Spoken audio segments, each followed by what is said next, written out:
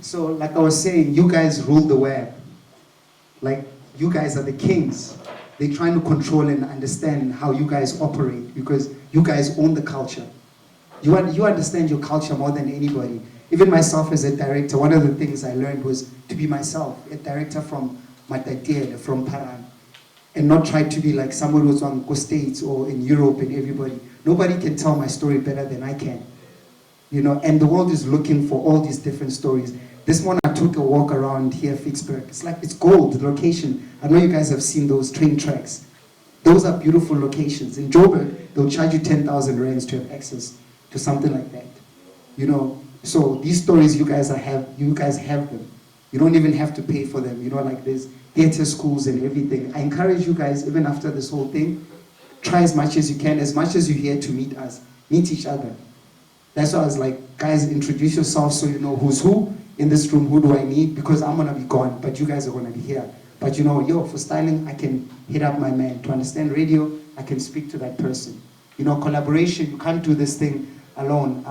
One of my favorite filmmakers, Hel Jeremy, was talking about how as filmmakers back in Europe, back in the US, the black filmmakers, what they did is that they moved as a collective. So for you guys to even change the status quo, like open the industry, you have to move as a collective. You can't do it as your own. That's how you literally, like if there's power B at the top, if you're moving as a collective, you can take over that space, but you can't do it alone because then you're gonna look crazy. Cool. Next slide, please. So what I'm also just gonna show you is a camera rig for blogging.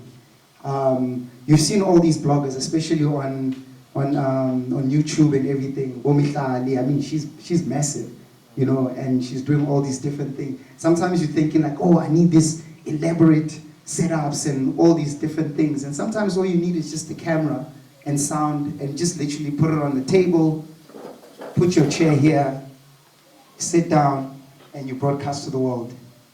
You know, and that's all you need. So but this one is a bit more intricate, but it's even the importance of how you're using what you call like location.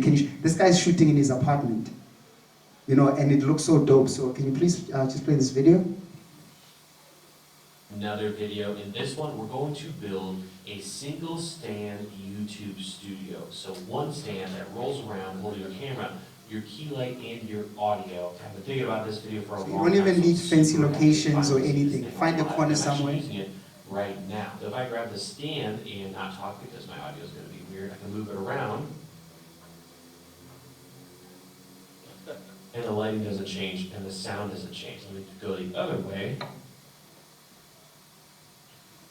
So these are some of the small tricks. See, I can essentially background changes. Have an entire YouTube studio go with me, and I don't have to continually move all these different stands and tripods. So in the description, I'll have timestamps to each section of this video. We're going to talk about the parts I use to build this thing, and then also when we build it, and finally the final results and what you can do with a setup like this. So let's not mess around. Let's get straight into the parts list for this build. Now, I didn't cheap out and get a bunch of really garbagey stuff. I really wanted a nice solution that was very heavy duty and can grow with you over time. So you could put a C200 on this thing, no problem whatsoever. So let's get into it. First and foremost, we have the stand. This is a $150 rolling stand that I absolutely love. I talked about it in my stands and studio setup video, which you can check out. It gets really tall and it's super compact when it comes to its footprint, which is important because I want this whole thing. This setup is slightly a bit more intricate, but you can simplify it for yourself, you know. Like I was saying, sometimes all you need is literally just a table and a camera stand and you just sit, you know. But I think what's most interesting with this is the fact that just using that small space, this is an apartment, so you don't even have to leave, go high or go anywhere. You can just set up all your stuff there and start broadcasting to the rest of the world. So I'll even encourage you guys, whether, you know, like find a way to create content for online, you know, for fashion.